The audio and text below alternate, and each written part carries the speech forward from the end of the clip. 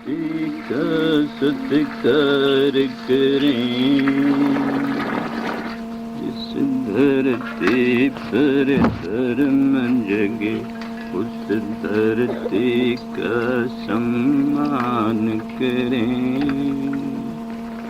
जिस धरती पर धर्म जगे उस धरती का सत्कार करें। उस धरती पर सभी तपें, तप तप करे निज उपकार करें। उस धरती पर धर्म जगे उस धरती का सम्मान करें।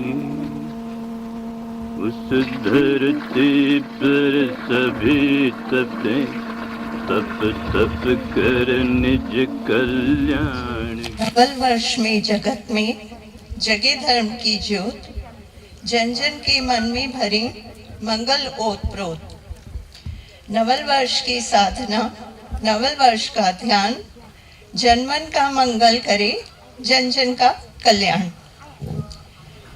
अनंत पुण्यमय, अनंत गुणमय, आनंदत धर्मंदत बुद्धिदत जगे प्रतिक्षण, हृदय में जगे प्रतिक्षण, अंग अंग जगे प्रतिक्षण।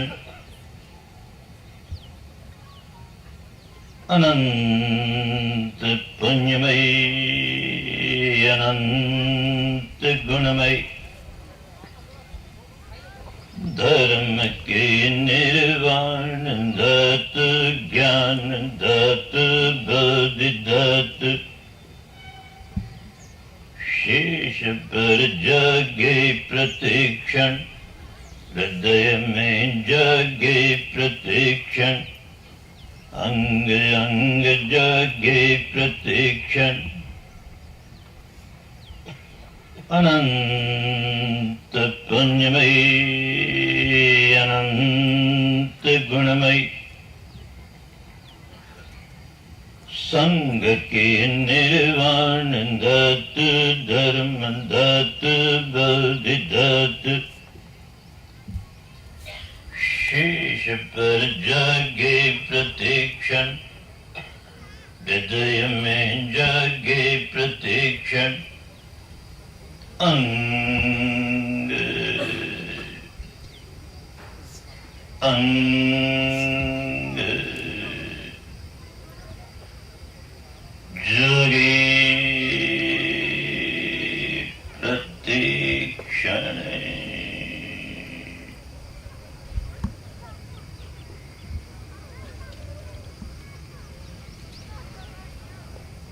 जागे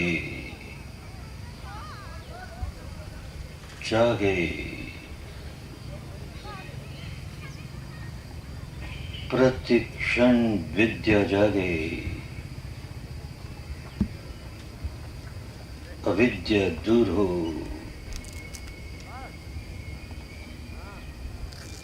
ज्ञान जागे, अज्ञान दूर हो।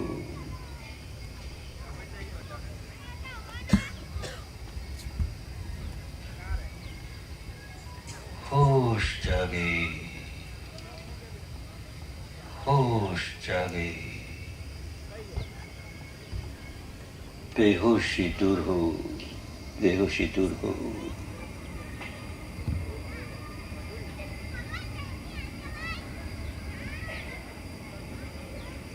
Every moment,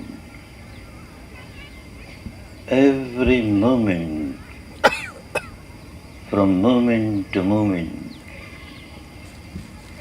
from moment to moment,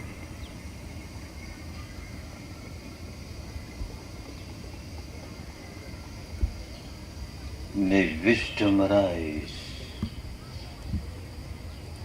इन पावन धर्म तरंगों में बैठ करके साधना करने से हमें जो प्रेरणा मिले, जो उत्साह जागा, उसके बल पर कदम कदम आगे बढ़ते हुए अंतिम लक्ष्य तक पहुंचना ही है, पहुंचना ही है, पहुंचना ही है।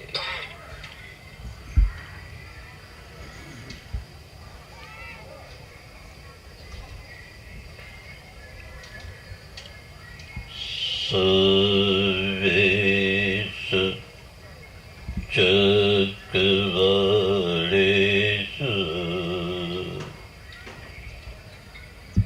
यथा देवा च ब्रह्मणो यं एकतं पुण्यं सर्वसम्पत्तिसाधकम् सर्वेतं अनुमोदित्वा सर्वेतं अनुमोदित्वा समगा शासने रतः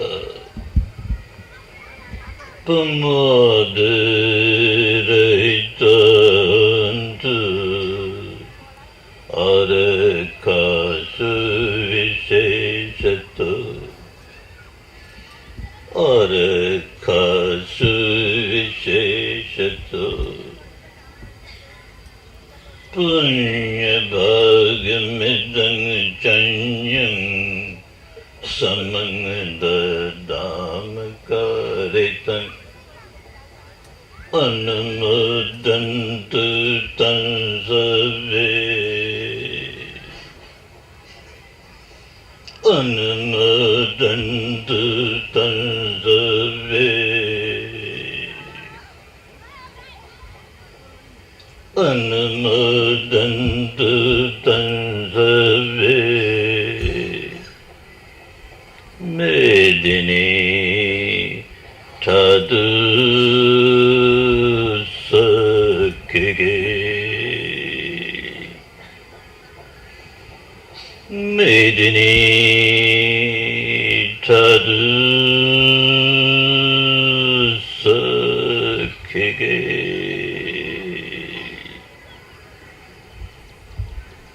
मेदिनी साधु सखिगे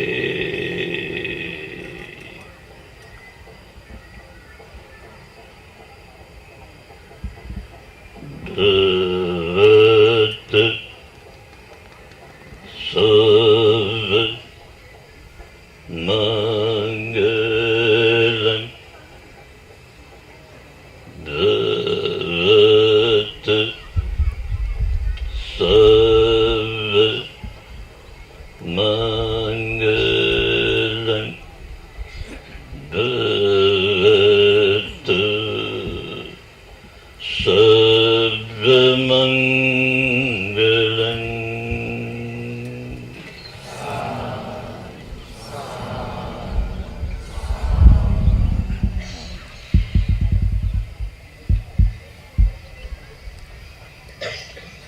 आओ थोड़ी देर मंगल मैत्री का अभ्यास करें।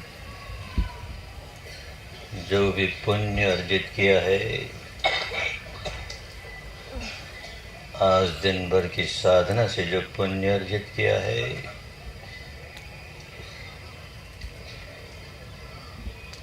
इस पावन बोधि वृक्ष की छाया में साधना करके जो पुण्य अर्जित किया है, उस पुण्य के सब भागीदार हों, सारे प्राणी भागीदार हों।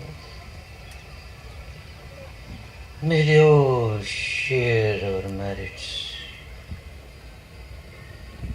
May they all be happy, be peaceful, liberated, liberated, liberated.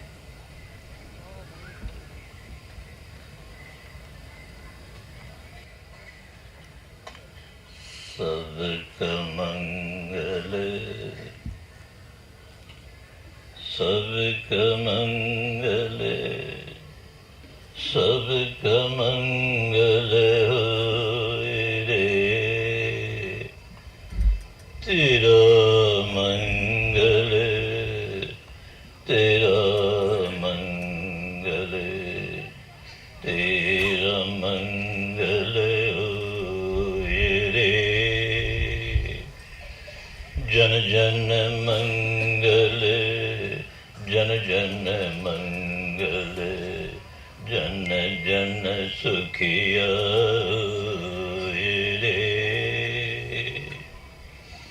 मेरे अर्जित पुण्य में मेरे संचित पुण्य में भाग सभी का होए रे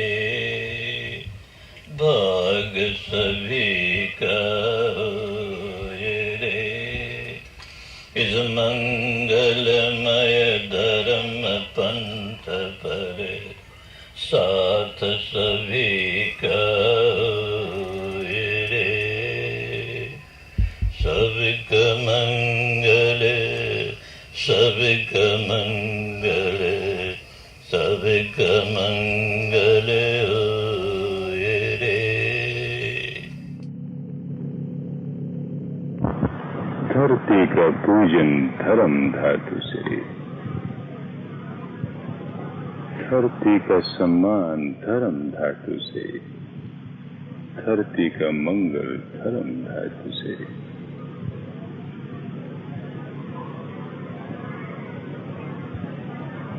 मनुष्य धन्य हो उठता है तो धर्म धातु में तपता है वीत रागता में तपता है वीत द्वेषता में तपता है वीत मोहता में तपता है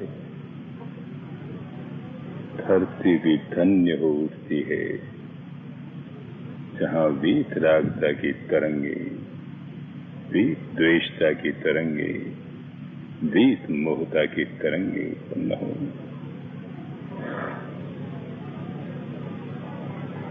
धरती धन्य हुई तपने वाले धन्य हुए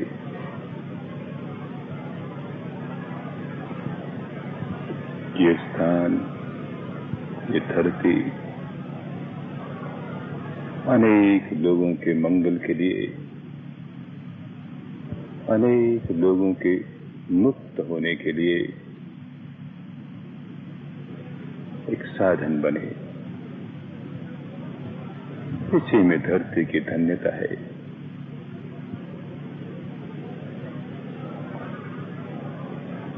सब रसं धम्म रसं जनाति सब दानं धम्म दानं जनाति जितने भी रस हैं संसार के जितने भी रस हैं उन सारे रसों को धर्म रस जीतता है धर्म रस सर्वोपरि है जितने भी दूसरे रस हैं वो प्यास बुझाते नहीं तृषा बुझाते नहीं और बढ़ाते हैं धर्म रस ही है जो सारी तृष्णाओं को समाप्त कर देता है बुझा देता है इसलिए सर्वोपरि है धम्म दानं सर्वदानं जनाति सब तरह के दान भोजन का दान वस्त्र का दान दवा का दान और अन्य आवश्यकताओं का दान कल्याणकारी है अच्छा है पर इन सारे दानों को धर्म का दान जीतता है धर्म का दान सर्वोपरि है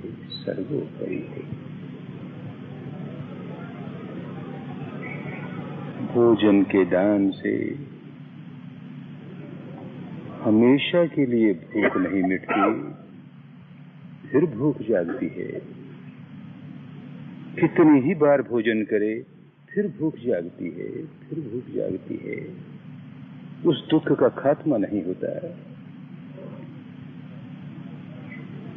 पानी के दान से फिर प्यास जागती ही है, प्यास जागती ही है, खात्मा नहीं हुआ। वस्त्र के दान से फिर उसकी आवश्यकता महसूस होती ही है, होती ही है। दवा के दान से फिर उसकी आवश्यकता महसूस होती ही है, होती ही है, खात्मा नहीं हुआ। उनका सामूहिक लाभ, थोड़ा सा लाभ, और इसका विपुल लाभ, अनंत लाभ। धर्म के दान से जिन दुखों से छुटकारा हुआ, सदा के लिए छुटकारा हुआ। जिन बंधनों से मुक्ति हुई, सदा के लिए मुक्ति हुई। इसलिए धर्म का दान सारे दानों से बड़ा दान। धर्म का दान किसी को धर्म सिखाकर ही दिया जाता है, पर यही नहीं, उस धर्म सिखाने के काम में जिस जिस व्यक्ति का जिस जिस प्रकार से सहयोग होता है, वो सारा धर्म दान ही है उस व्यक्ति का।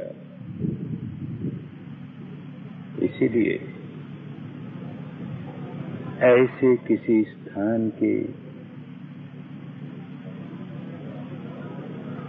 बनने में, बनवाने में जिस जिसका सहयोग होता है, वो धर्म का दान ही है। ऐसे किसी स्थान के प्रबंध करने में, ध्यान के लिए लोगों को अन्य सुविधाएं प्रदान करने में जिस जिसका जो जो सहयोग होता है, दान ही है। और धर्म दान है जो सारे दानों से ऊंचा, जो सारे दानों से ऊंचा। भोजन का दान दें तो ये लाभ कि जिस व्यक्ति को भोजन का दान दिया, उसकी भूख मिटी, और बदले में हम जब कभी भूखे होंगे तो प्रकृति, ये धर्म अपने आप हमारी भूख मिटाने में सहायक बन जाएगा। ये लाभ हुआ।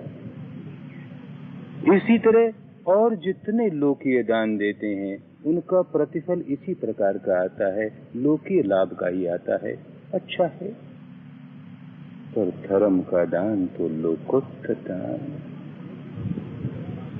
सारे लोकीय बंधनों से मुक्त कर देने में सहायक होने का दान, इसका जो प्रतिफल आता है, लोकोत्तर आता है, लोकोत्तर आता है। कैसे सारे दुखों के बाहर निकल जाएं। किसी एक व्यक्ति को इस बात में सहायता कर दी कि वो अपने राग से मुक्त हो गया, वो अपने द्वेष से मुक्त हो गया, वो अपने मोह से मुक्त हो गया, उसका प्रतिफल कोई सामान्य प्रतिफल नहीं हुआ करता, क्योंकि वो दान भी सामान्य दान नहीं होता। इसलिए इस महान कार्य में जिस जिस साधक का सहयोग होगा, वो साधक किस प्रकार की सहायता दे रहा है, उसका बहुत अर्थ नहीं।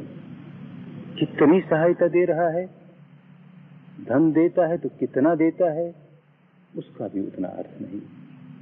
किस चेतना से देता है, धर्म चेतना से देता है।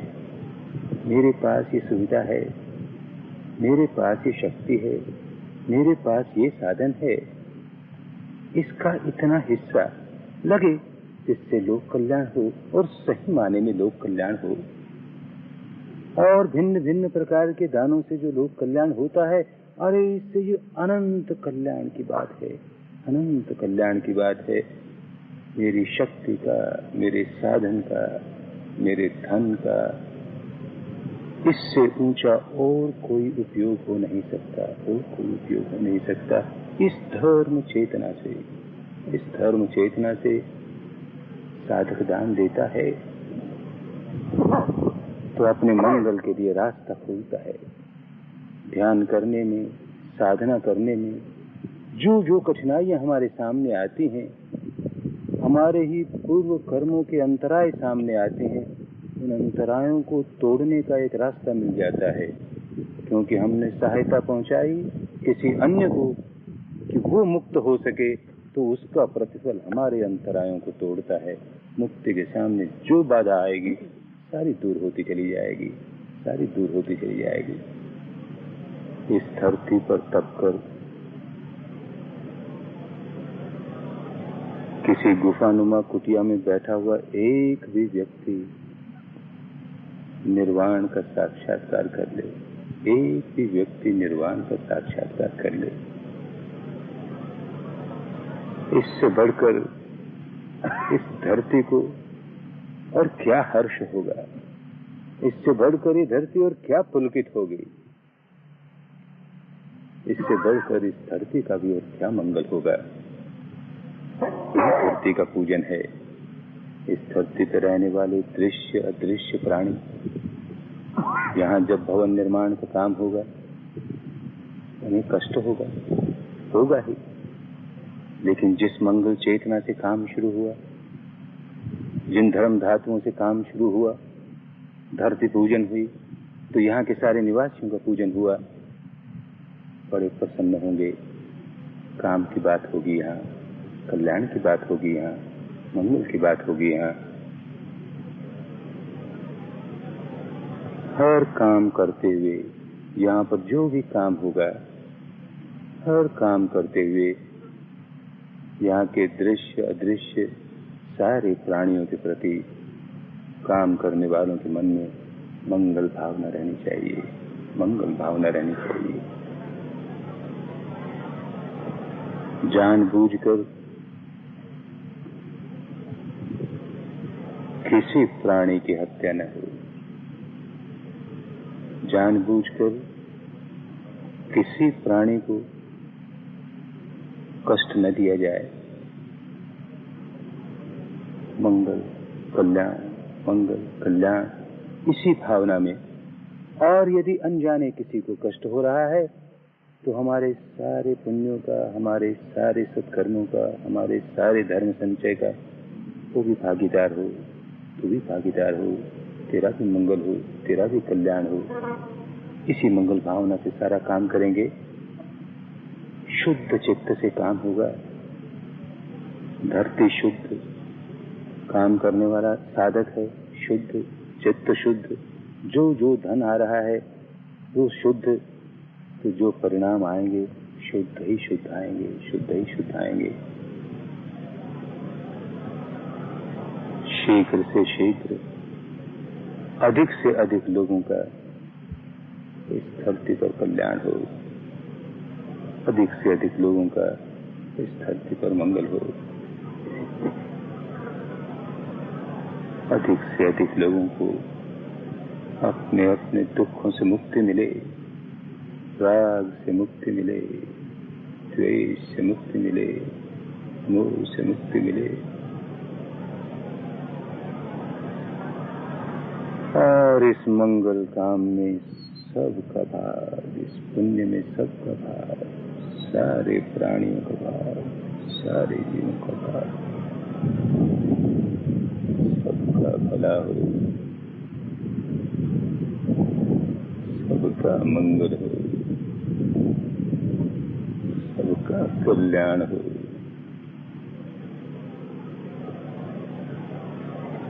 सबकी स्वस्थ मुक्ति हो, सबकी स्वस्थ मुक्ति हो, सबकी स्वस्थ मुक्ति हो।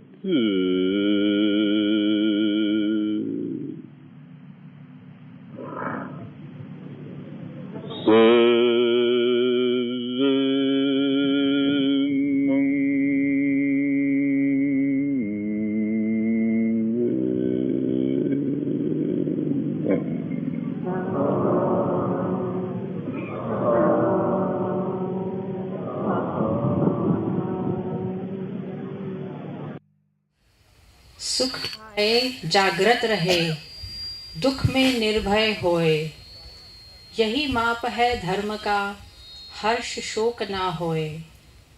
क्षमा किए सुख ही बढ़े, क्षमा धर्म का सार, अपना भी उपकार हो, पर का भी उपकार।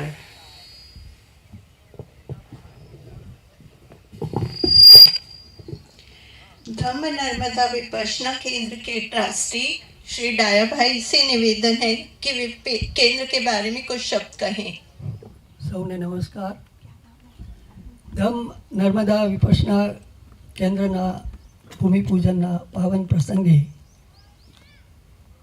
સૌ પધારેલ વરિષ્ઠ આચાર્યશ્રીઓ, સહાયક આચાર્યશ્રીઓ, વરિષ્ઠ સાધકો, સાધક ભાઈઓ બહેનો અને ઓનલાઈન જોડાયેલા દેશ વિદેશના સૌ સાધકોને ધમ નર્મદા વિપશ્યના કેન્દ્રના સૌ વતી હું આપનું હાર્દિક સ્વાગત કરતા હર્ષ અને આનંદની લાગણી અનુભવીએ છીએ.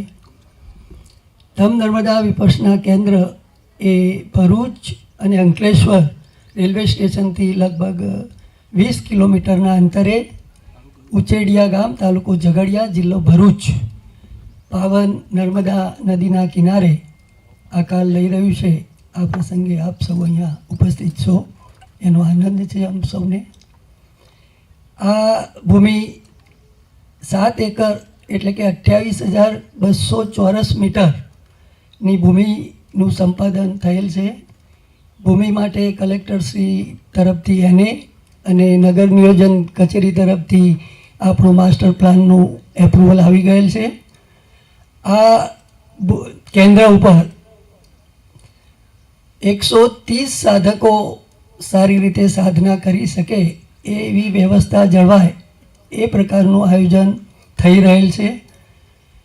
આ કેન્દ્રમાં સૌપ્રથમ એક સ્વાગત કક્ષ, કિચન, ડાઇનિંગ, મિની ધમ હોલ, 50 સાધકો સાધના કરી શકે માટેનો મિની ધમ હોલ, મેઇન ધમ હોલ, 130 સાધકો માટેનો મેઇન ધમ હોલ, શૂન્યાગાર, પુરુષ અને મહિલા આચાર્ય અને સહ આચાર્ય નિવાસ માટેના આવાસો, સાધકો માટે 150 સિંગલ સાધક રહી શકે અને સંપૂર્ણ વ્યવસ્થા જળવાય એવા 150 આવાસોનું પણ નિર્માણ થનાર છે.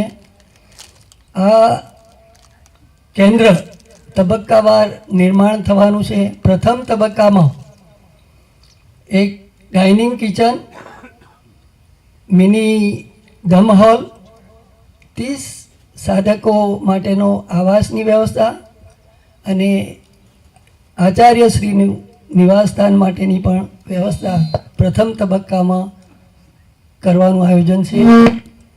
પ્રથમ તબક્કાનું જે ખર્ચ બનાવવા માટેનું અંદાજિત ખર્ચ 4 કરોડ રૂપિયાનું અંદાજવામાં આવેલ છે. આ 4 કરોડ ખર્ચ પૈકી 2 કરોડ રૂપિયાના દાનનું કમિટમેન્ટ આપણને સૌને મળી ગયેલ છે અને બીજા દાનનો પ્રવાહ સતત આવી રહ્યો છે.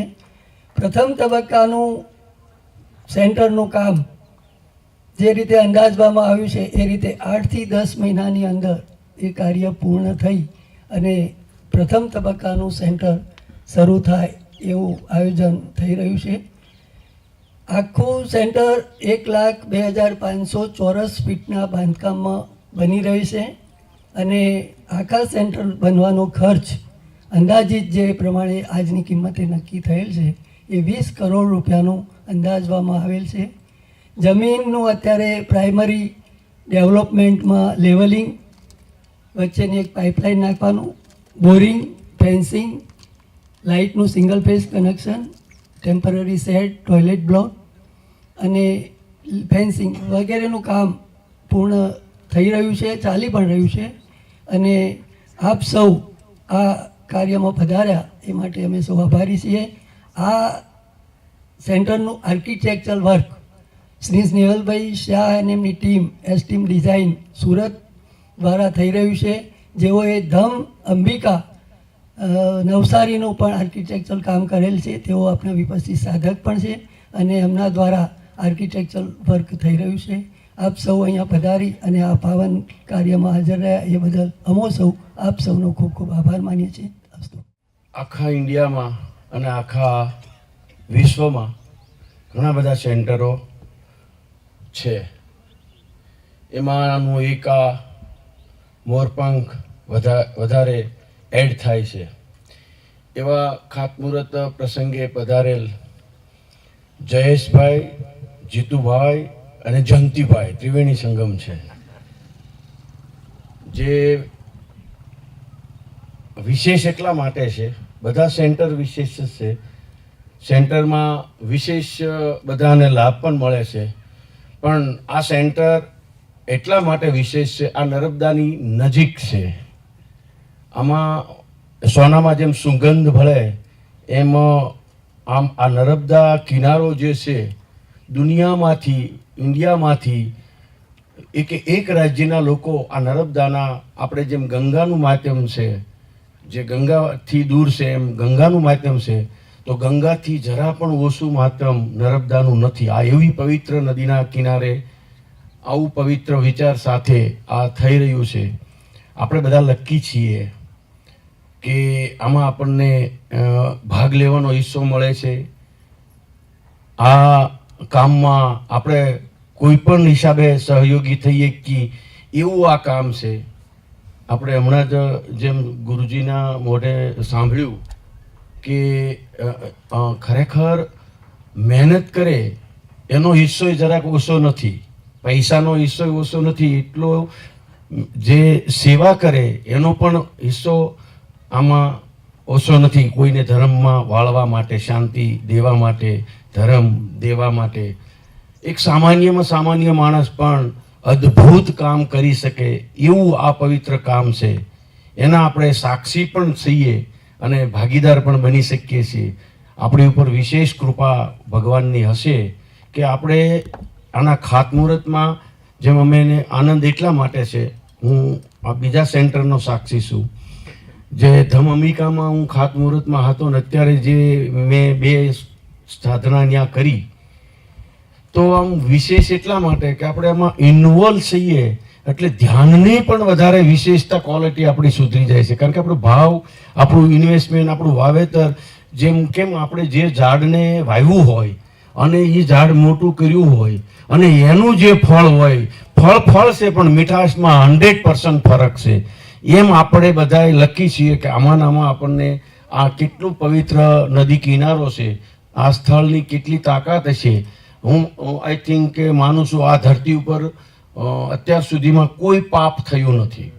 આપણે પર્ટિક્યુલર હું તમને આપણે ઊભા છીએ એ ધરતી, કારણ કે આ ધરતી ઉપર કોઈ વિકાસ હતો નહીં, આ પડતર જગ્યા હતી, માણા હતો નહીં, એટલે પાપ તો થયું જ ન હોય. આ નર્મદા અમારો, અમે નર્મદાને એટલે પવિત્ર, નર્મદા પણ એવી છે, અનડેવલપ આખી નદી છે. અહીંયા માણસો બહુ સાત્વિક છે, કારણ કે વાઇબ્રેશન નર્મદાના મળે છે. વિચારો પણ છે, અહીં ચોરી કોઈ દી કોઈ થતી નથી, અહીં લૂંટફાટ કોઈ દી થતી નથી. હું એનો 15 વર્ષ 12 વર્ષથી સાક્ષી છું. એટલે આપણે બહુ રાઈટ પ્લેસ અને રાઈટ બધા જ સેન્ટર સારા છે, પણ નર્મદા એક બાકી હતું સેન્ટર. આઈ થિંક કે નર્મદા કિનારે કોઈ સેન્ટર કે છે નથી, એટલે એનો આપણને વિશેષ લાભ છે. આમાં ઘણા જીવોનું કલ્યાણ થશે. એટલે હું તો એમ કહું, જેની પાસે જે છે સમજ છે તો સમજ આમાં વાપરી લેવી જોઈએ, સમય છે તો સમય વાપરી લેવો જોઈએ, અને પૈસા છે તો પૈસા વાપરી લેવો જોઈએ. આનાથી મોટી તક દુનિયામાં ક્યાંય નહીં મળે.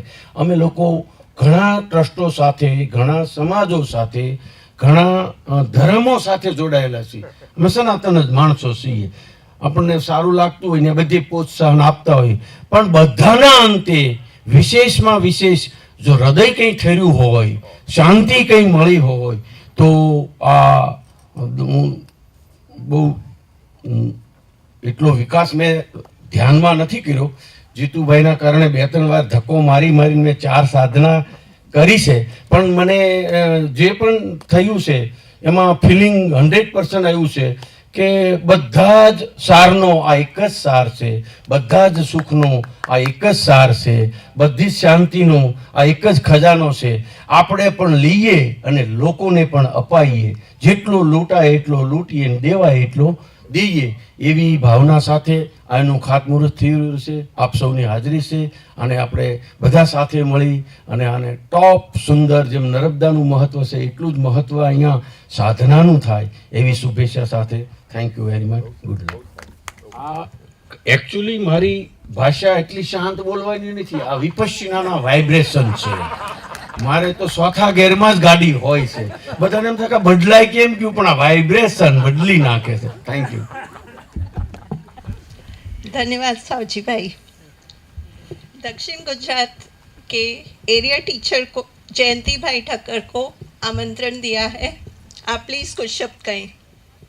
सब गुरु भाई और बहनों का एक साथ दर्शन यहाँ से हो रहा है।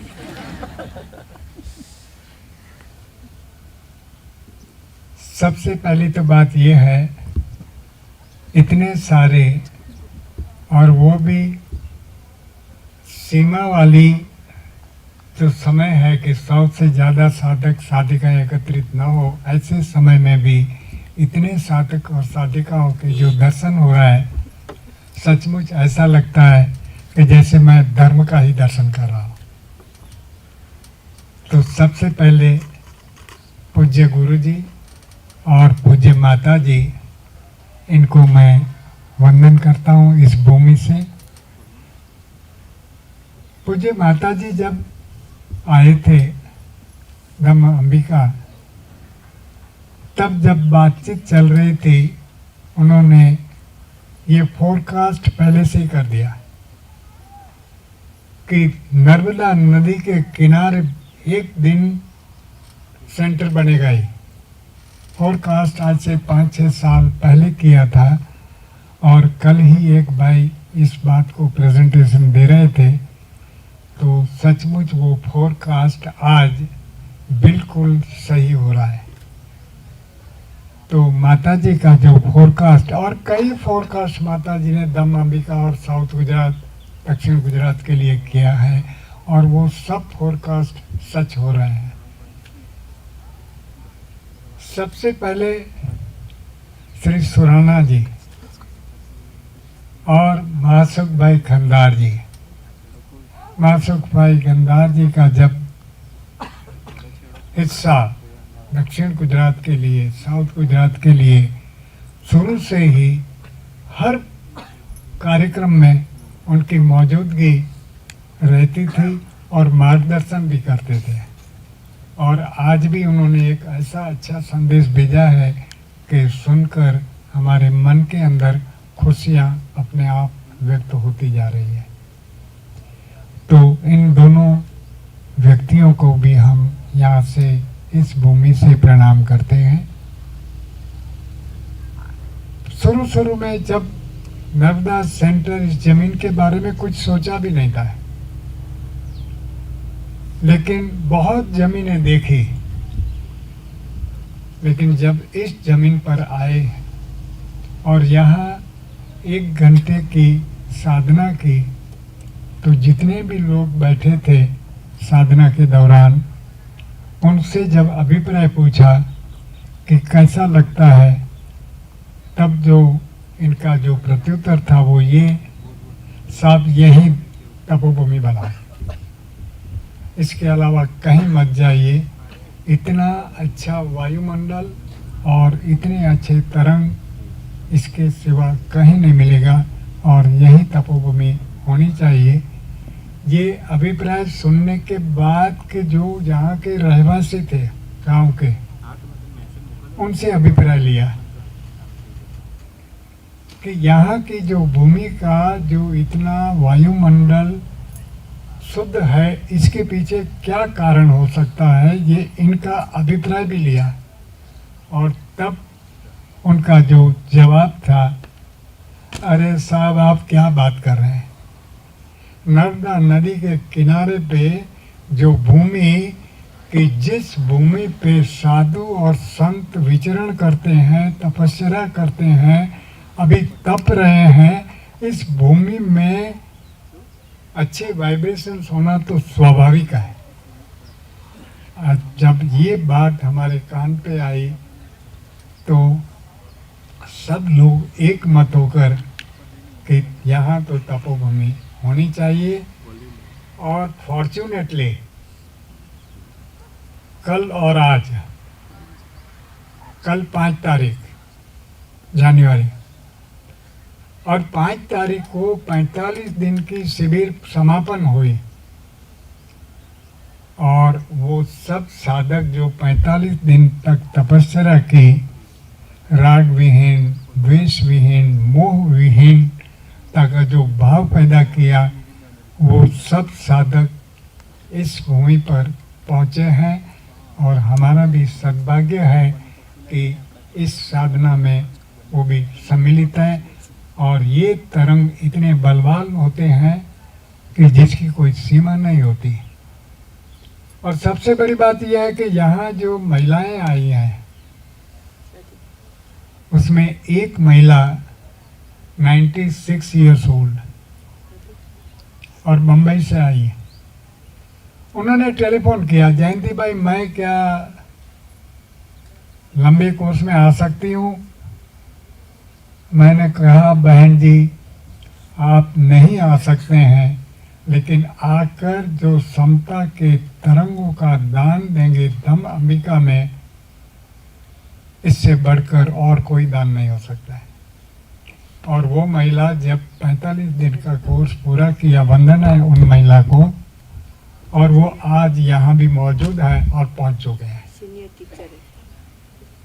तो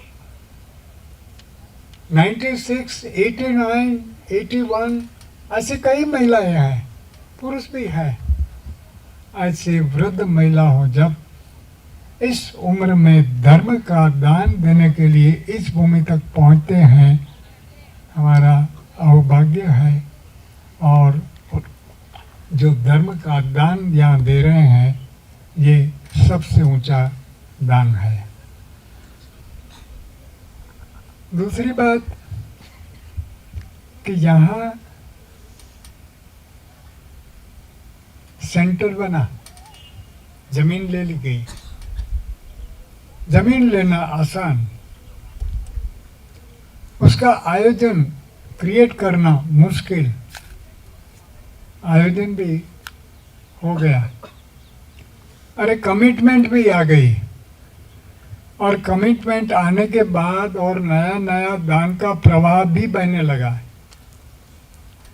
तो एक बार मुझे याद है कि माता जी जब धम्म अंबिका आए थे, तो धम्म अंबिका के मास्टर प्लान के सामने हम खड़े थे और मैं उनको समझा रहा था माता जी को कि माता जी ये छोटा छोटा टुकड़ा है, और जैसे जैसे दान आएगा तो हम इसमें आगे बढ़ेंगे। ऐसी बात माता जी से मैंने कही तो माता जी ने डांट लिया, अरे बेटा तू दान की बात कर रहा है? अरे दान का तो प्रवाह ऐसा बहेगा इस भूमि पर, संभालना मुश्किल हो जाएगा। और आज हमारे जो यहाँ कार्यकर्ता हैं, उनकी जब बातें सुनी, और हमारे कहाँ गए भाई रतिलाल भाई कनरिया, उनसे जब बात करे तो बोला साहब मुझे तो ये सोचा भी नहीं था कि यहाँ धर्म का दान का प्रवाह इतनी तेजी से चल रहा है कि हम काम करने में समय ले रहे हैं। तो धर्म का दान और धर्म के लिए दिया जा रहा दान का जो फ्लो है कभी नहीं टूटेगा, कभी नहीं टूटेगा। केवल जो आवश्यकता है वो ये कि जो काम करने वाले लोग, और सचमुच मैं उस टीम का, जो दयाबाई है, ये महिलाएं हैं, पुरुष हैं, धवल भाई हैं, इन सब का जो भाव मैं देख रहा हूँ, नमन करने के सिवा मेरे पास कोई चारा नहीं। इतने प्यार से लगे हुए हैं। जब आया था तब की भूमि और आज जब आया तब की भूमि, जमीन आसमान का फर्क हो गया है। जंगल में मंगल क्रिएट कर दिया है। ये मंगल काम करने वालों ने अपने मानस में जो प्यार का भाव पैदा किया है, ये भाव हमेशा के लिए बना रहे, ये मेरी एक भावना है और शुभकामनाएं भी हैं, और ये बना रहेगा और खूब काम में लगे। टीम अब जो काम कर रही है उससे कई गुना काम। जमीन लेना आसान, दान आना आसान, कंस्ट्रक्शन करना आसान, लेकिन सेंटर को निभाना बहुत मुश्किल काम होता है। और दम अंबिका में हमारे केशव भाई, बस ऐसे 2-4 केशव भाई यहाँ क्रिएट हो जाएं और हो ही जाएंगे।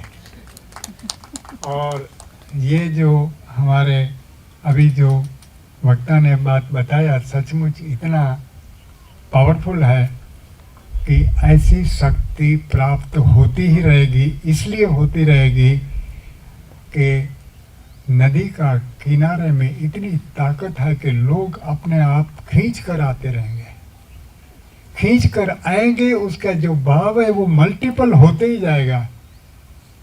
और इसके फलश्रुति ये सेंटर बनने में मुझे कहीं कोई दिक्कत नहीं दिख रही।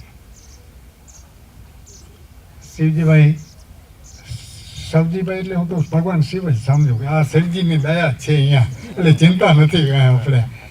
અને જીતુભાઈ વગેરે બધા, અને અમારા આર્કિટેક્ટ અહીંના ક્યાં, અરે આ જુઓ, આ મોટા આર્ટિસ્ટ અને એનાથી નાના આર્ટિસ્ટ નરેન્દ્રભાઈ, એ લોકોનો ભાવ જોઈને ખરેખર એમ થાય આ સેન્ટરને ડેવલપ થવા માટે ક્યાંય પણ અડચણનો છાયા પણ નજીક નહીં આવે, છાયા નજીક નહીં આવે। અડચણ તો દૂર રહી, કારણ કે સ્નેહલભાઈને વારંવાર હેરાન કરીએ। એ કંઈક નકશા મોકલાવે અને અમે તો જાણે કેમ વાંધા કાઢવાવાળા માણસો, આમ નહીં ને આમ જોઈએ, અને એ એમ બનાવી દે, પછી એમાંથી વળી બીજા નુક્સ કાઢી લઈએ। પણ એવા શાંતિથી ને પ્રેમથી એ આગળ વધી રહ્યા છે કે આજે એ માસ્ટર પ્લાન જોઈને અમને સંતોષ થાય છે। અને એમાં પણ પાછા પ્રશ્નો અમારા, અને વળી એ પ્રશ્નો એમને ફોન ઉપર ટ્રાન્સફર કરીએ અને પ્રેમથી જવાબ દે, હા જયંતિભાઈ આપણે કરીશું હો। અરે કરીશું, એ પણ ગાઈડલાઈન તો આપવાવાળા કોઈ જોઈએ ને। એટલે કુદરતની ખૂબ જ કૃપા છે આ ભૂમિ પર, અને એના કારણે જનકલ્યાણનું કામ સહજ થઈ રહ્યું છે, સહજ થઈ રહ્યું છે। આ ધવલને, આ દીકરીઓને, આ દાયાભાઈને, એની આખી ટીમ આજે આવીને જ્યારે અહીં પગ મૂક્યો, મન ગદગદિત થઈ ગયું। આ જંગલને મંગલ બનાવવું ખૂબ આસાન છે, ખૂબ આસાન છે। અને અહીં જે ચહેરા હું જોઈ રહ્યું છે એમાં એવા ચહેરા દેખાય છે કે જાણે ઉપસી રહ્યા છે કે હું પણ એમાં ભાગ લઈશ। અરે બાપ, લેને ક્યાં ના છે। તો આવા ચહેરાઓનું ઉત્થાન થઈ રહ્યું છે, અને જેના મનમાં આજે પણ આ વાતો સાંભળ્યા પછી જો મનમાં ભાવ જાગૃત થતો હોય તો તમે તમારું નામ અને ભાવ નિશ્ચિંત રૂપથી દાખલ કરી લેજો। એક પ્રશ્ન આવ્યો મારી પાસે હમણાં, શું હતું આપણે પ્રશ્ન?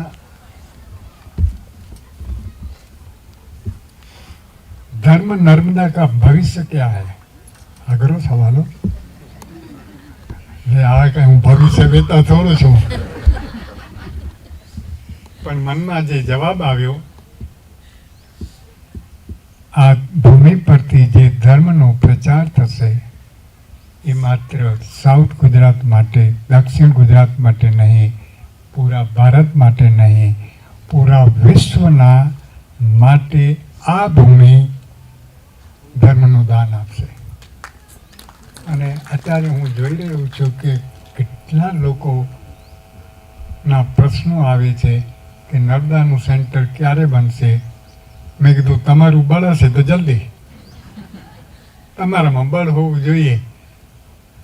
અને તેમાં આ સાગરભાઈ, સાગર એટલે સાગર જ, બીજું શું હોય, એમનો ભાવ, અરે અનેક વ્યક્તિઓના ભાવ જ્યારે હું અહીંયા જોઉં છું ત્યારે એમ લાગે છે કે ખરેખર આ ભૂમિ તપોભૂમિ છે અને એ તપોભૂમિનો લાભ આપણે સૌ ઉઠાવીએ. અને ગુરુજીનું જે 15 મિનિટનું પ્રવચન, રાગ વિહીન, દ્વેષ વિહીન, મોહ વિહીન ધર્મના ભાવો પેદા કરવા, અરે બહુ જ કઠિન છે. વાત કરવી આસાન, પણ એ ત્યારે જ સંભવ બનશે કે જ્યારે આવી ભૂમિઓ ઉત્કર્ષ થશે અને આગળ વધશે.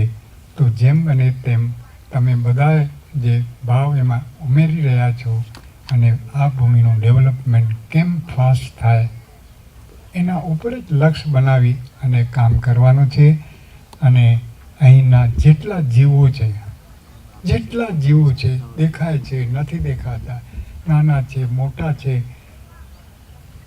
અરે બ્રહ્માઓનો પણ અહીં વાસ છે. દેવતાઓનો તો ખરો જ, પણ બ્રહ્માઓનો પણ આ ભૂમિ પર આ નદીના કારણે વાસ છે. અને આવી ભૂમિમાં પ્રગતિ થવી સ્વયંભૂ આપોઆપ થશે. પણ તમે તમારા ભાવને એમાં એડ કરી દો.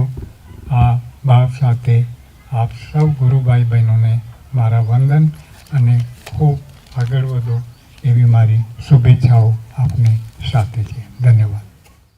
डॉक्टर जीतू भाई शाह को बुला रहे हैं अब, आप प्लीज कुछ कहें.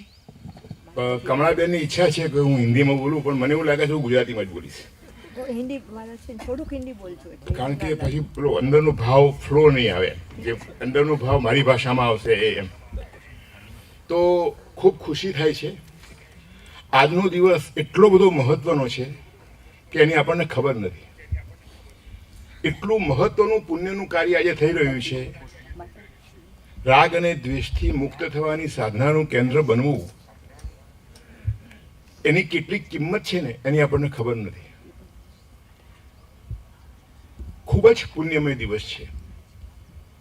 જેમ જયંતિભાઈ કહ્યું, ગઈકાલે માતાજીનો સ્વર્ગવાસ દિવસ હતો અને આજે જ આપણા સેન્ટરનું ભૂમિપૂજન થઈ રહ્યું છે. કેટલો સુંદર સુમેળ છે. એક બે બાબતો અનિલભાઈ જરીવાલા કહેવાના હતા, પણ એમનું ગળું ખરાબ છે એટલે હું કહી દઉં છું. પૂજ્ય ગુરુજીએ પોતે કહ્યું હતું કે નર્મદાના કિનારા ઉપર આટલા બધા આશ્રમો છે તો આપણું વિપશ્યનાનું કેન્દ્ર કેમ નથી એમ. અને એમણે કહેલું કે અહીંયા જરૂર કેન્દ્ર બનશે. અને પૂજ્ય માતાજી જ્યારે ધમ્મ અંબિકા આવ્યા ત્યારે એમણે એમ કહ્યું હતું કે ધમ્મ અંબિકાનું કામ પૂરું થશે એ પહેલાં ધર્મ નર્મદાનું કામ શરૂ થઈ જશે. અને ખરેખર અત્યારે હાલ ધમ્મ અંબિકાનું 90% કામ, 95% કામ પતી ગયું છે અને છેલ્લું 5% ચાલી રહ્યું છે. એ જ સમયે એનું ભૂમિપૂજન પણ થઈ રહ્યું છે.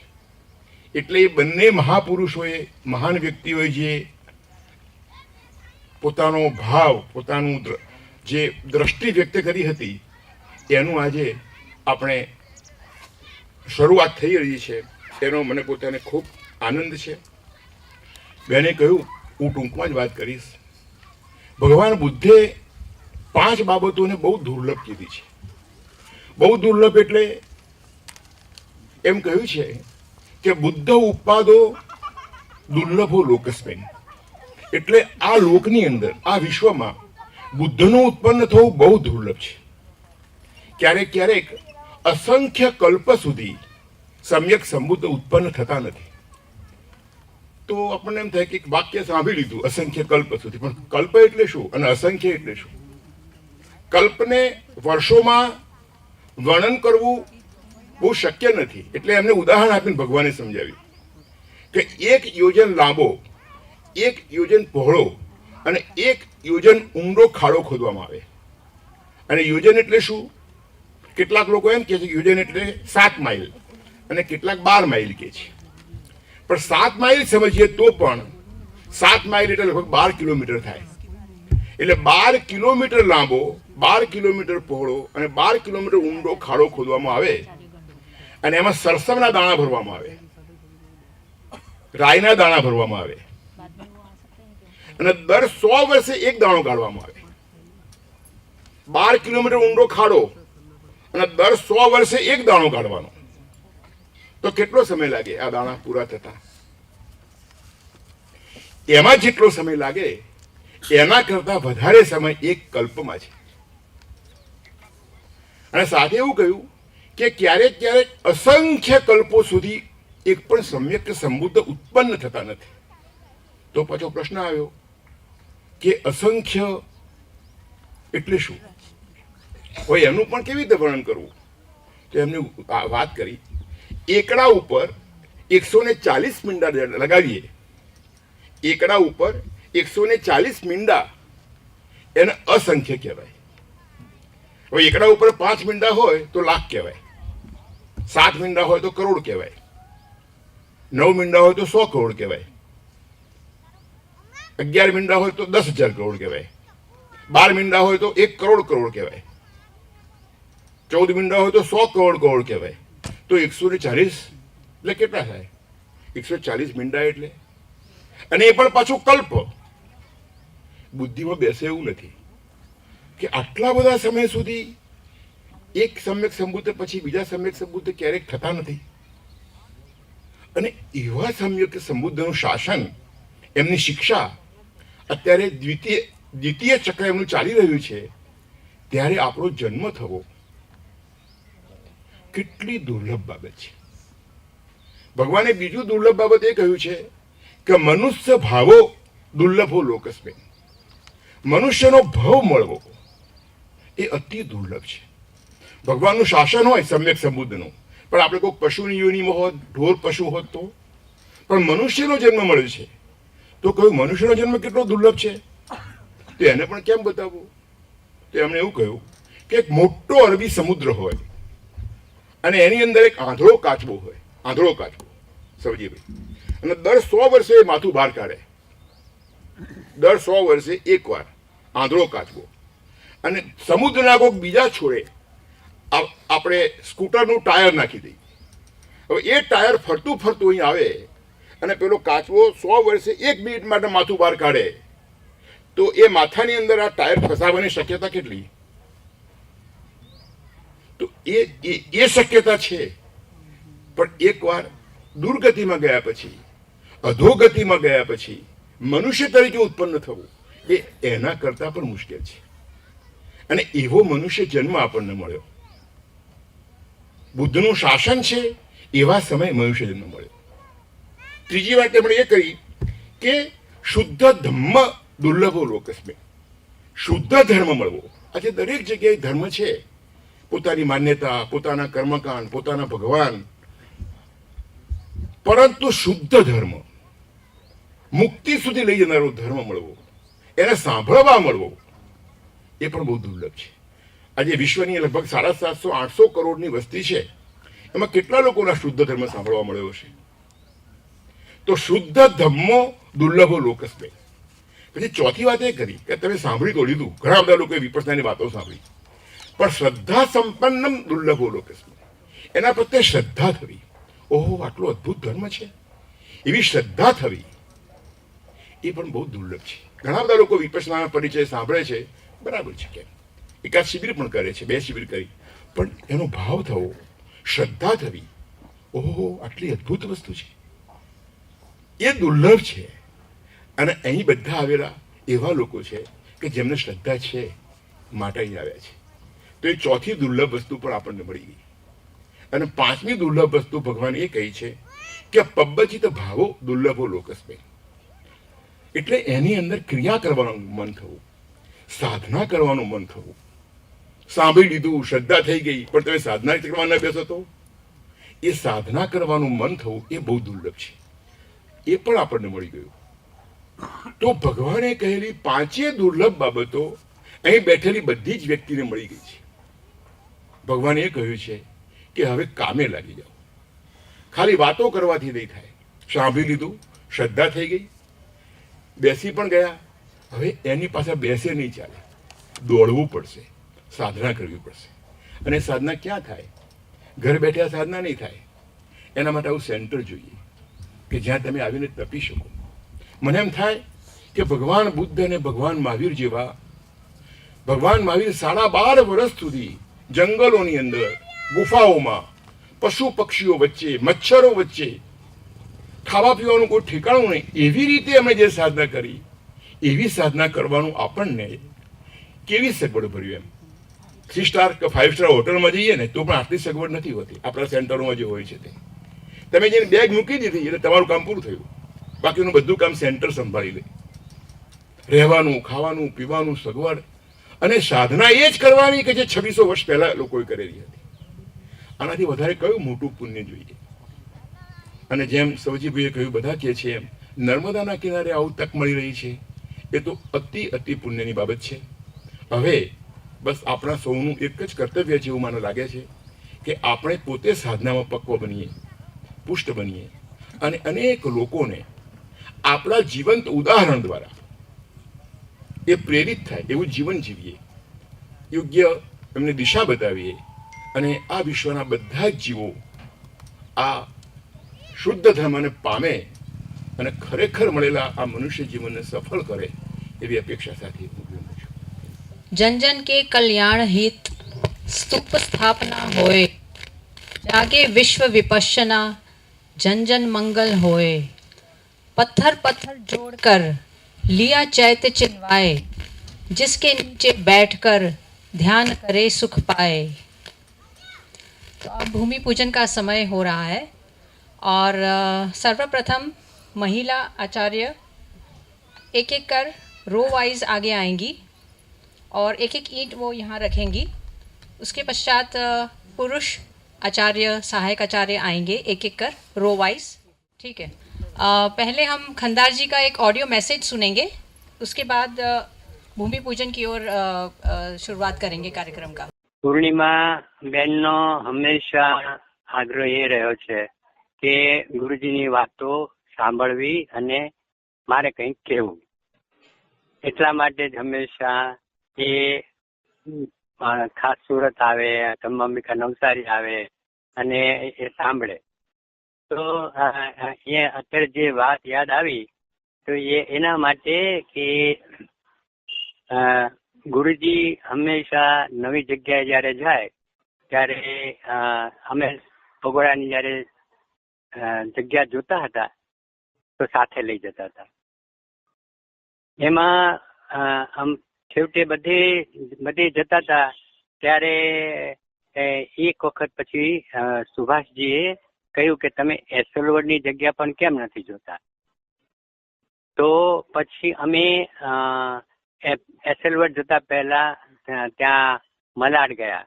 તો મલાડમાં તો માછીમાર ને એ બધાની એટલી વાસ આવે, માતાજીને જરાય ગમે નહીં, પણ ગુરુજી એટલા પ્રસન્ન ચિત્તે ત્યાં બેઠા, પર્વતના બધા જોયા કે આમાં અહીંયા થઈ શકે પગોડા. પછી એ વાત પૂરી થઈ. પછી ગુરુજી અમને લઈ ગયા એસલવડ પાર્કમાં. તો એસલવડ પાર્કમાં અમે લગભગ 15 જણા હતા. તો અમને બધાને કે તમે પેલા ઇડલી અને સાંભારનો નાસ્તો કરો. તો અમે બધા બેઠા અને માતાજી અને ગુરુજી એમણે પોતે અલગથી નાસ્તો મગાવ્યો અને અમારી બધા સાથે નાસ્તો કર્યો. એટલે તે એ વખતે ગુરુજી સાથે એ રહેવાનો અત્યારે પણ અમને યાદ રહે છે કે એ લાહો હતો. પણ વાત અત્યારે કરવાનું એ મહત્વ છે કે જ્યારે એ જગ્યા સિલેક્ટ કરી ગુરુજીએ ત્યારે પગોડાની, ત્યારે ગુરુજી એ પ્રમાણે બોલ્યા કે આ જગ્યા મેં સિલેક્ટ નથી કરી, અહીંયા સંતો તપ્યા છે. અને તમે વાસ્તવિકતામાં જુઓ તો ત્રિપિટકમાં જે દારૂચીર્યની વાત આવે છે એ દારૂચીર્ય નલ્લા સુપાર પત્તનથી આવ્યા હતા એમ કે છે. અને એ વખતનું સુપાર પત્તન એટલે અત્યારનું નાલા સુપારા. તો સુપાર પત્તનના રહંત કે જેની ગુરુ ભગવાન બુદ્ધની હાજરીમાં 8 સ્તૂપ બન્યા પગોડા જેવા જ, એમાંનો એક સ્તૂપ એ દારૂચીર્ય પર ભગવાને ખુદ કહ્યું કે દારૂચીર્યના અવશેષો પર બનાવો. એ દારૂચીર્ય સંત પુરુષ ત્યાંના આપણા બોમ્બેના હતા એ જગ્યાના. પછી ગુરુજી એ કહ્યું કે આ જગ્યામાંથી પૂર્ણના શ્રાવક, એ પૂર્ણના શ્રાવક છે એ મહારાષ્ટ્રના વ્યાપારી અને ગયા શ્રાવસ્તી અને બહુ પાત્ર જીવ હતા, ત્યાં જ રોકાઈ ગયા અને ઘણી આગળની રસ્તા નથી પણ ઘણી આગળની સ્થિતિ પ્રાપ્ત કરી અને ભગવાનને કહે છે કે મારે હવે આ ધર્મનો પ્રચાર પ્રસાર મહારાષ્ટ્રમાં કરવો છે. એટલે પછી એ મહારાષ્ટ્રમાં પાછા આવ્યા અને એ ગુરુજી બતાવે છે કે આ જગ્યાએ થયા. અને પછી આ કેનરી કેવ્સ, એલિફન્ટા કેવ્સ, બોરીવલીની બધી જ જે ગુફાઓ છે એ વખતના ધર્મને પાછો મહારાષ્ટ્રમાં લાવવાનું કામ એ એમણે કર્યું. અને એની તો આખી ત્રિપિટકમાં મોટી સ્ટોરી છે, જે વાત કરવા બેસીશું તો અડધો કલાક જશે અને આપણો તો ત્યારે સમય છે નહીં. તો કહેવાનો મતલબ એ કે એ જમીન આપણને બોલાવે છે, એ પવિત્ર જમીન છે. તો એવી જ જમીન જ્યારે એ વાતની ખબર પડી કે ભરૂચનું સેન્ટર થઈ રહ્યું છે અને જયંતિભાઈ અને પૂર્ણિમાબેને લખ્યું કે સિલોનની અંદર જે આપણે જેમ ત્રિપિટક અહીંયા છે એવી રીતે ત્યાંની પણ લોકલની તે વખતની ત્રિપિટક જેવી જ બુક છે. તો એની અંદર ઉલ્લેખ છે કે ભગવાન બુદ્ધ એ ગુજરાતના આ પ્રદેશમાં વિચર્યા હતા. હવે દંતકથા છે કે સાચું થઈ નહીં, પણ એટલી વાત તો ચોક્કસ પુરવાર થઈ કે સંત પુરુષો અહીંયા પણ થતા છે.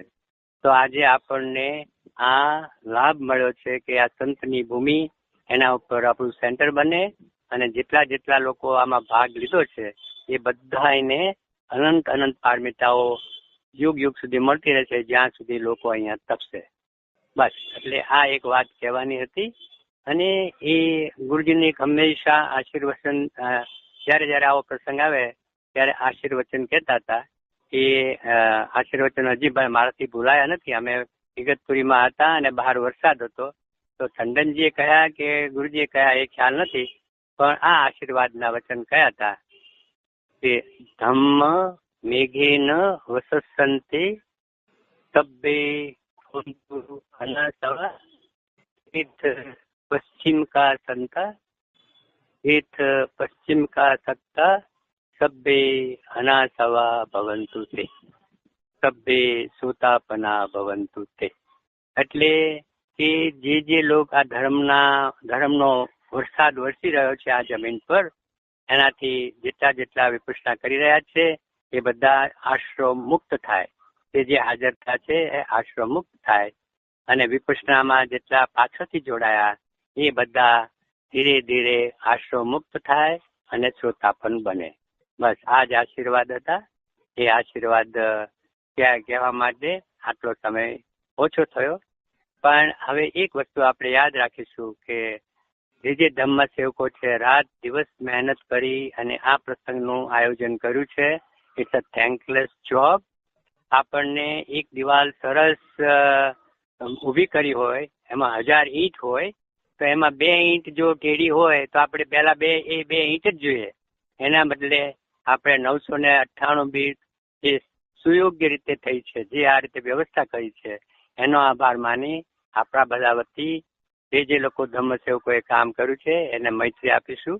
એની મૈત્રીના પ્રભાવથી અહીંના લોકો અત્યારે અને પછી આવતી પેઢી ખૂબ ખૂબ લાભ પામે એ જ શુભકામનાઓ સાથે કંદાર. ચાલો. અત્રે ઉપસ્થિત વિપશ્યના વરિષ્ઠ આચાર્યજીઓ, સહાચાર્યજીઓ, ઉપસ્થિત વરિષ્ઠ સાધક ભાઈ બહેનો અને દૂર દૂરથી આ સાધના, આ કાર્યક્રમનો ભાગ લઈ રહેલા અનેક સાધક ભાઈ બહેનો,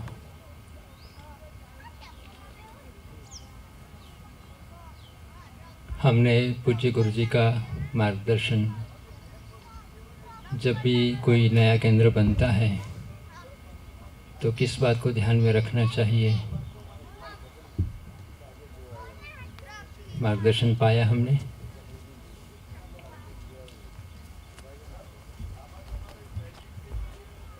जब भी कोई केंद्र का निर्माण होता है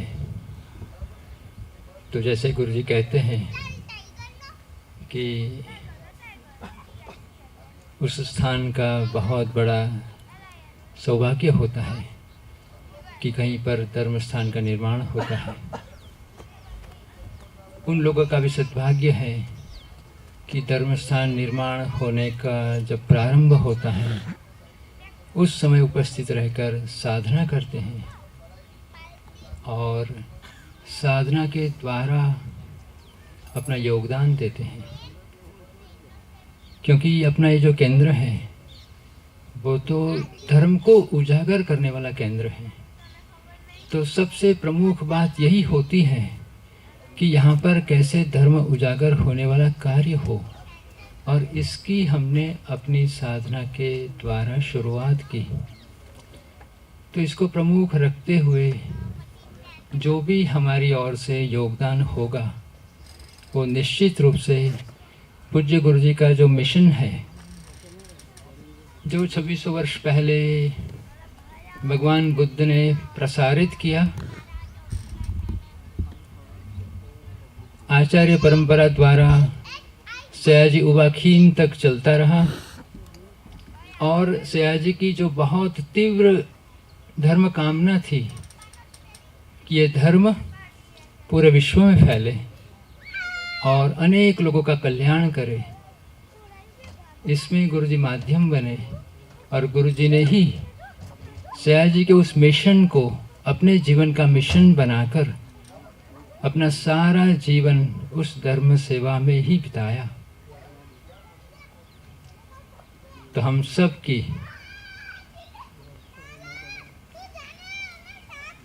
ये बहुत बड़ी जिम्मेवारी है कि हम पूज्य गुरु जी का जो मिशन है उस मिशन की पूर्ति में अपनी साधना द्वारा धर्म में और प्रबल होते हुए अनेकों तक साधना पहुंचाने के लिए अपनी जो भी क्षमता है उस क्षमता का उपयोग करते हुए हमें ये जो अवसर मिला है सेवा का, खूब अच्छा लाभ हम उठाएं। जयेश भाई, अब हम भूमि पूजन का कार्य शुरू कर सकते हैं। पहले महिला आचार्य जो इस तरफ बैठी हैं वो एक एक कर आगे आएंगी। धरती पर धर्म जगे उस धरती का सम्मान करें, जिस धरती पर धर्म जगे उस धरती का सम्मान करें, उस धरती पर स्वयं तप कर जग कल्याण करें, उस धरती पर स्वयं तप कर जग कल्याण करें, इस धरती पर धर्म जगे उस धरती का सम्मान करें, धरती पर स्वयं तप कर निज कल्याण करें, उस धरती पर स्वयं तप कर जन कल्याण करें, उस धरती पर धर्म जगे उस धरती का सम्मान करें, धरती का सत्कार करें, धरती पर धर्म जगे, उस धरती का सम्मान करें। इस धरती पर धर्म जगे, उस धरती का सत्कार करें। उस धरती पर सभी तपें, तप तप करे निज उपकार करें। उस धरती पर धर्म जगे, उस धरती का सम्मान करें। उस धरती पर सभी तपें, तप तप कर निज कल्याण करें। इस धरती पर धर्म जगे, उस धरती का सम्मान करें। इस धरती पर धर्म जगे, उस धरती का सम्मान करें। उस धरती पर स्वयं तपे, तप तप कर जग कल्याण करें। उस धरती पर स्वयं तपे, तप तप कर जग कल्याण करें।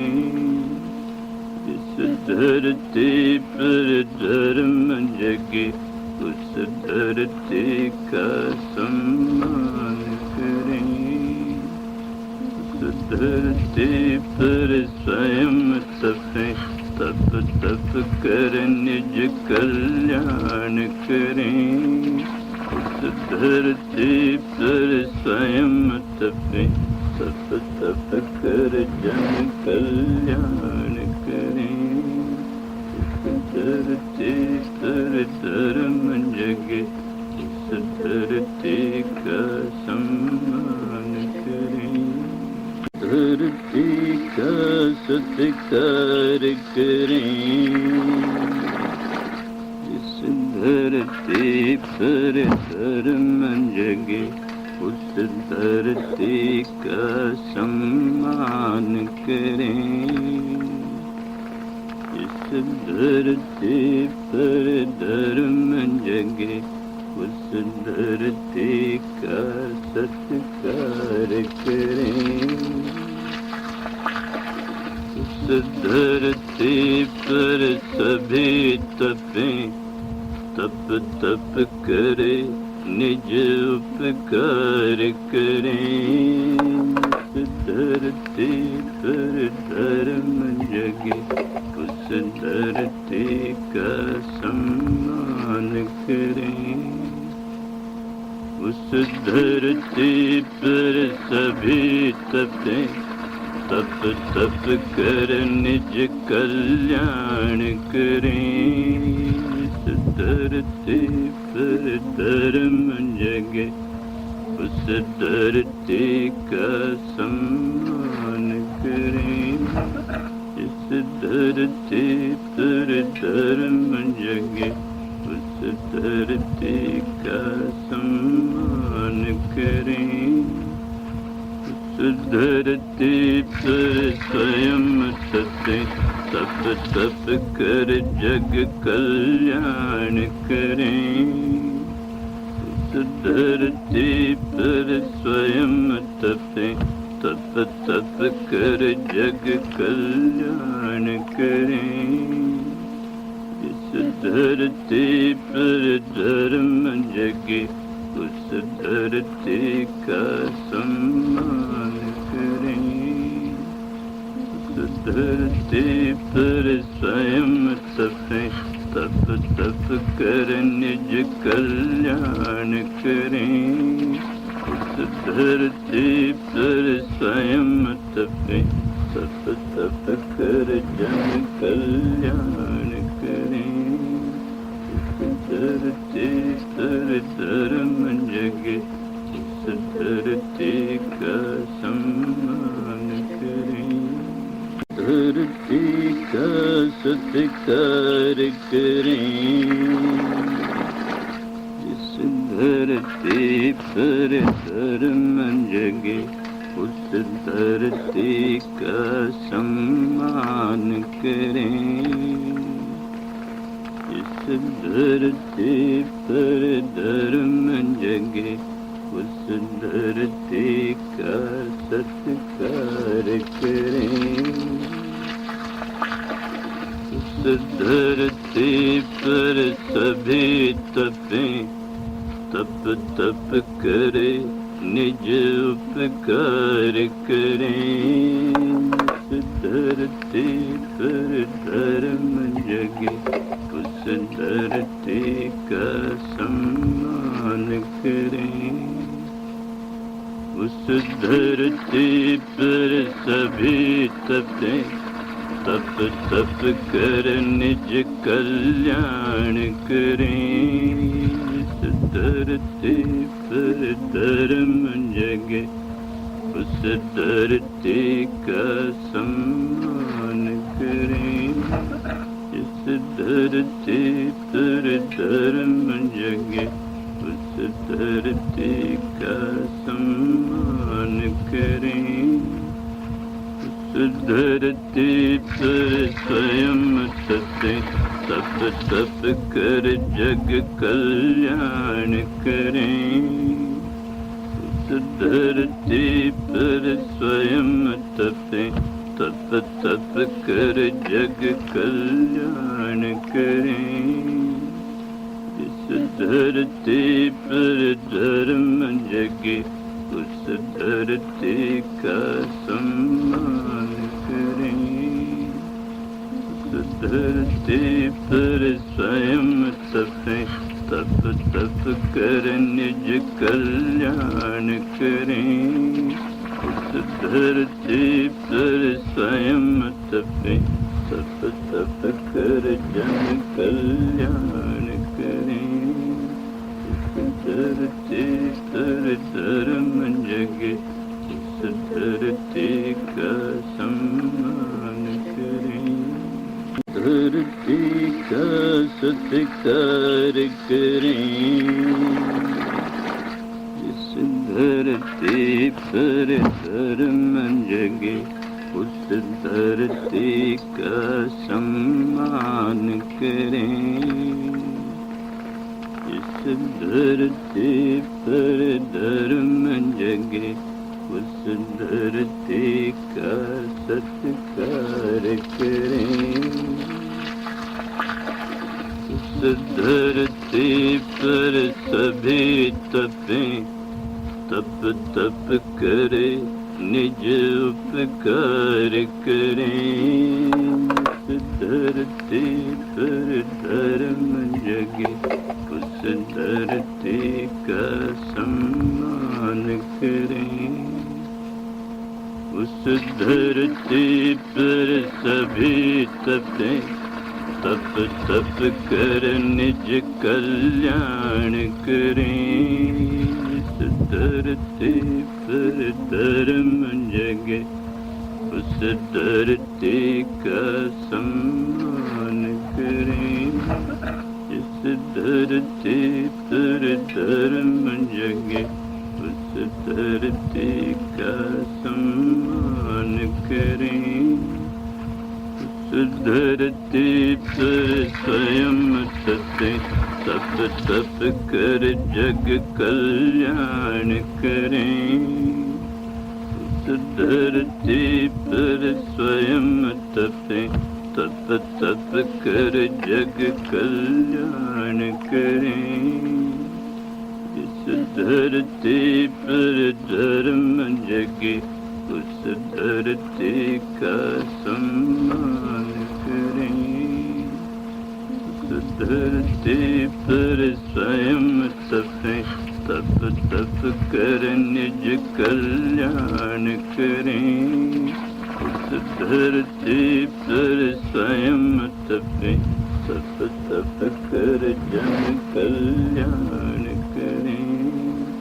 उस धरती पर धर्म जगे उस धरती का सम्मान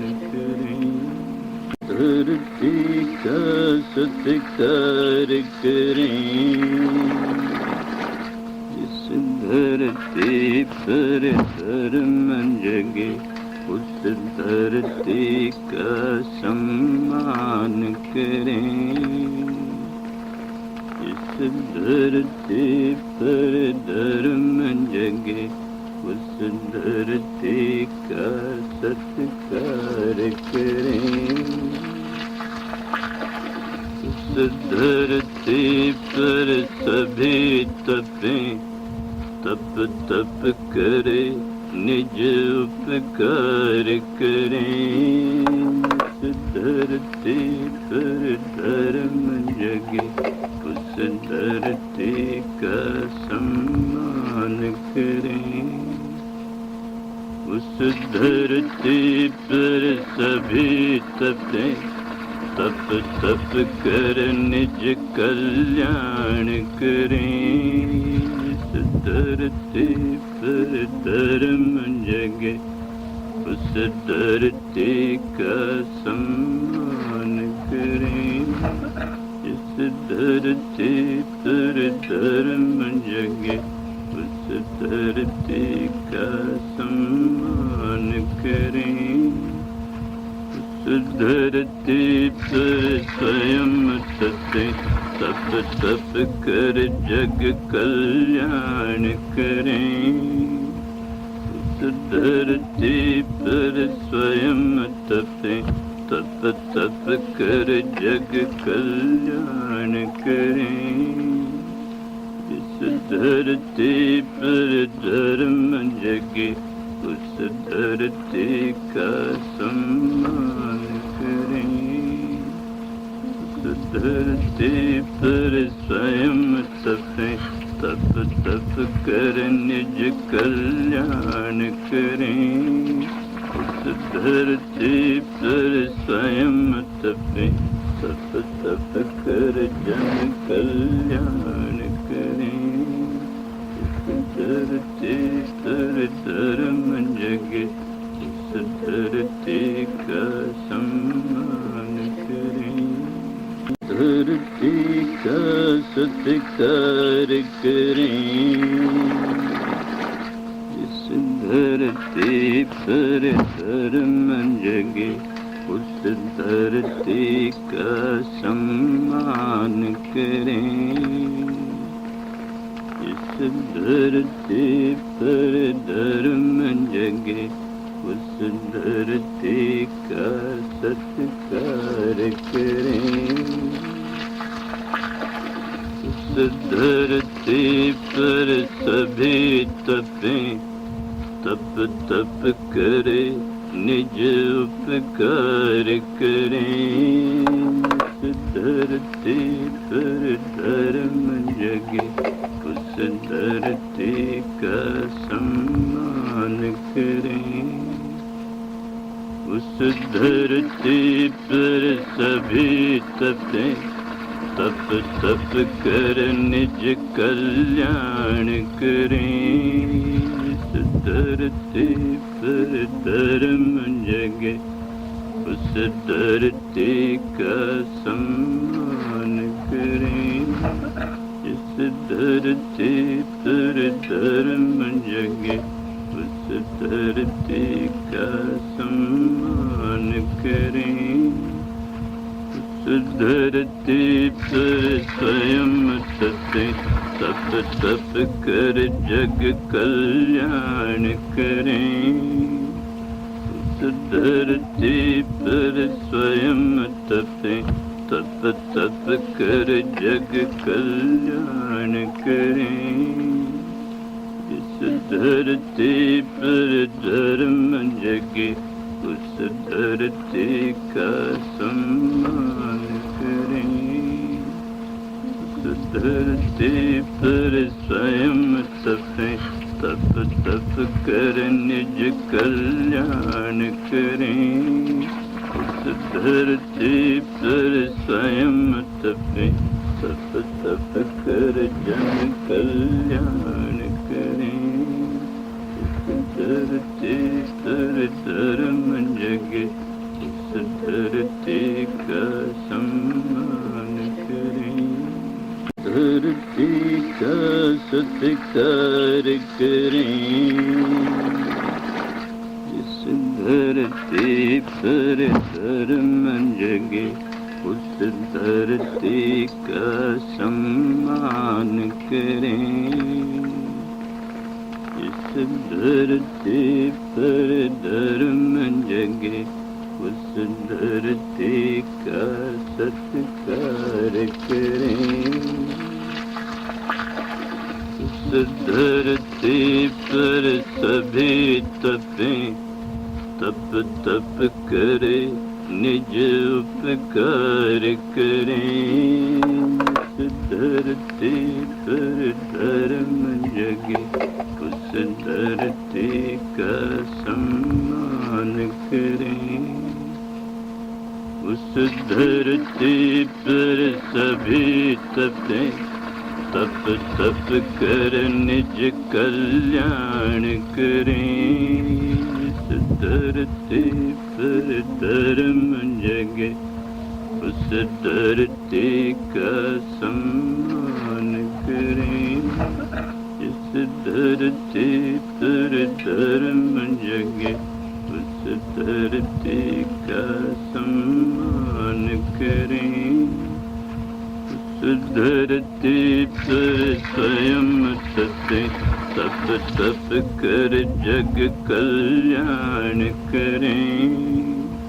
उस धरती पर स्वयं तपें, तप तप कर जग कल्याण करें।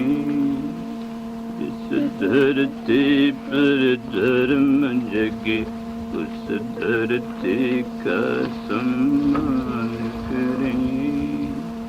उस धरती पर स्वयं तपें, तप तप कर निज कल्याण करें। उस धरती पर स्वयं तपें, तप तप कर जन कल्याण करें।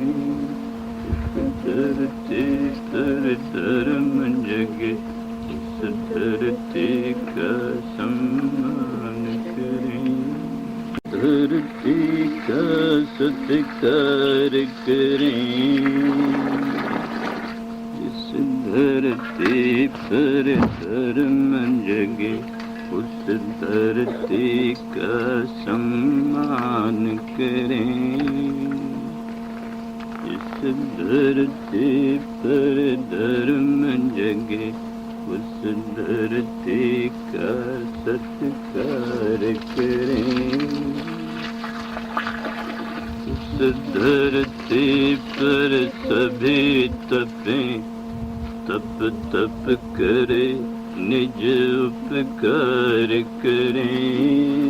उस धरती पर धर्म जगे, उस धरती का सम्मान करें। उस धरती पर सभी तपें, तप तप कर निज कल्याण करें। इस धरती पर धर्म जगे, उस धरती का सम्मान करें। इस धरती पर धर्म जगे, उस धरती का सम्मान करें। उस धरती पर स्वयं तपें, तप तप कर जग कल्याण करें। उस धरती पर स्वयं तपें, तप तप कर जग कल्याण करें। इस धरती पर धर्म जगे, उस धरती का सम्मान करें। उस धरती पर स्वयं तपें, तप तप कर निज कल्याण करें। उस धरती पर स्वयं तपें, तप तप कर जन कल्याण करें। उस धरती पर धर्म जगे, उस धरती का सम्मान करें, धरती का सत्कार करें, जिस धरती पर धर्म जगे उस धरती का सम्मान करें, जिस धरती पर धर्म जगे उस धरती का सत्कार करें,